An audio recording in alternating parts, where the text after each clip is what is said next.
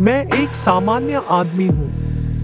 मैं अपनी बेटी के साथ तब से अकेला रह रहा हूँ जब से उसकी माँ गुजर गई। हम उसके गुजर जाने से बहुत दुखी थे। हम दोनों एक दूसरे से बहुत प्यार करते हैं। ये दुर्घटना कल रात हुई। कल रात सोने के पहले तक सब कुछ ठीक लग रहा था।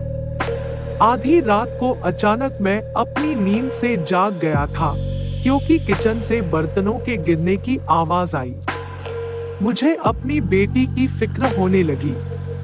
मुझे लगा कि कहीं उसने अपने ऊपर बर्तन तो नहीं गिरा लिए। मैं देखने के लिए बिस्तर से बाहर निकलता हूँ कि क्या हुआ है। मैं तुरंत उसके कमरे में जाता हूँ यह देखने के लिए कि क्या वो वहाँ है। वो वहाँ नहीं थी और उसका बिस्तर बना हुआ था जो बहुत अजीब है। मैं रसोई में यह देखने के लिए गया कि क्या वो वहां चुपके से घूम रही है, जैसे कि मैंने पहले सोचा था। जैसे ही मैं रसोई में प्रवेश करता हूँ, मेरी बेटी का कोई पता नहीं है। मैं काफी चिंतित महसूस करने लगा।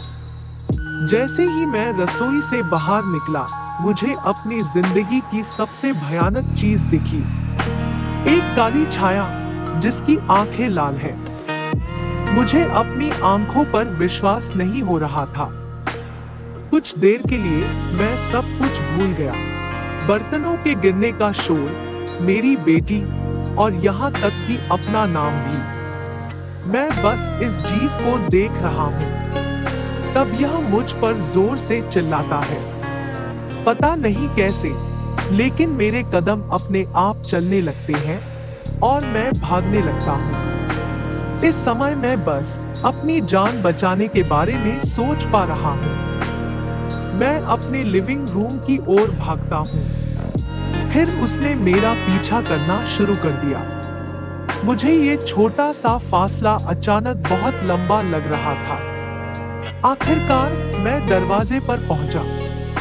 मैंने दरवाजा पटक दिया और कबर्ड के पीछे छुप गया। मुझे वहां अपना बैट मिला जो मैं क्रिकेट खेलने में इस्तेमाल करता था। मैंने बैट उठाया और उसके अंदर आने का इंतजार करने लगा।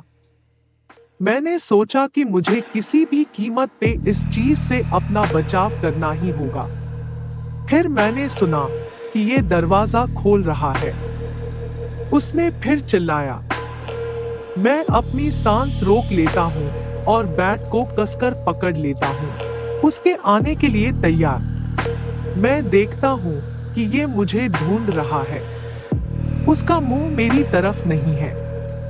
मुझे लगता है कि यही मौका है। मैं इसे एक बार और देखता हूँ, फिर अपनी आंखें बंद करता हूँ और बैट को जितना हो सके उतना जोर से घुमाता हूँ। जैसे ही मैंने टक्कर को महसूस किया, मुझे राहत महसूस हुई। लेकिन अगले ही पल जब मैंने अपनी आंखें खोली, मेरी राहत गहरे दुख में बदल गई। मैंने अपनी बेटी का अधमरा शरीर जमीन पर पड़ा हुआ देखा। उसका लाल आंखों वाला मास्क जमीन पे पड़ा हुआ है। नाजुक सी आवाज में वो मुझे बुलाती है, पापा पापा।